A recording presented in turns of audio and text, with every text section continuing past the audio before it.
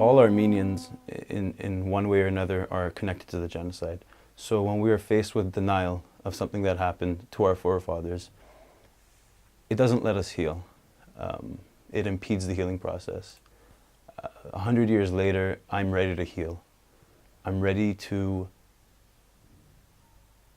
forgive if there's genuine recognition, if there's genuine reparations made.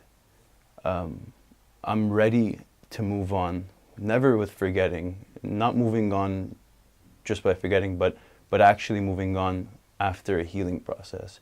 And that healing process can only be done if there's proper and full recognition and reparation by the Turkish government.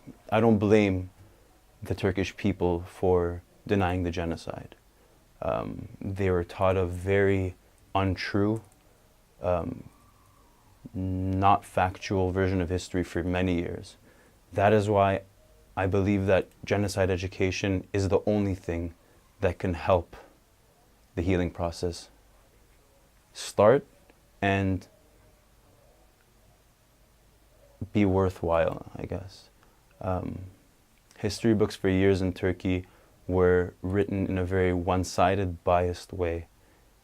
If we in the diaspora and even Armenians in Armenia somehow help the efforts to educate the Turkish people in Turkey, I believe that they will have the courage, and we're already seeing this happen over the last few years, but they will have the courage to put pressure on their own government. And I believe that the walls of oppression and the walls of falsehoods can only be caved in from inside. I mean, that's the only way they can be broken. We have to help that process. So 100 years have passed, yes, but we haven't forgotten. We haven't healed. But I do hope that we will heal one day, truly heal.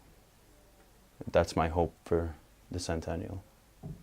I think that it's important to be a voice 100 years later, a voice for the victims, a voice for the survivors, because oftentimes they didn't have that voice, or they couldn't voice their thoughts, their opinions.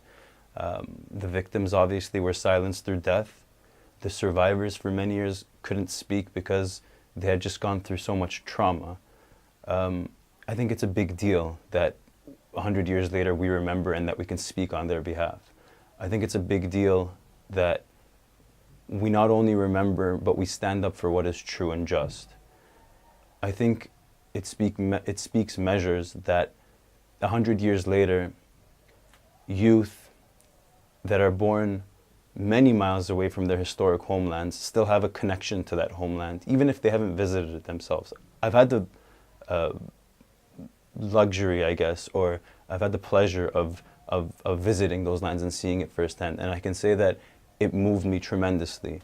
But to see that dedication and that connection that the youth in Canada or anywhere else in the diaspora, and even in Armenia, have to that historic homeland where their forefathers were from and where their forefathers were eventually kicked out from, it is amazing. And if we, living in this country, don't voice our opinion, don't voice our concern about what's happening in Turkey with their denial, don't stand up for justice, then that's a big problem. I mean, we have every luxury in the world. If there are forward-thinking Turks today in Turkey, from academics to activists who boldly and fearlessly speak out about the government's denial of the Armenian genocide and say, you know what, 100 years have passed, but we still remember and we demand justice for what has been done,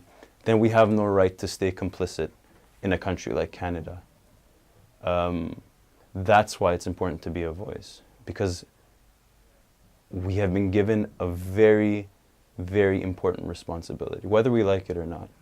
And to not act on that would just be wrong.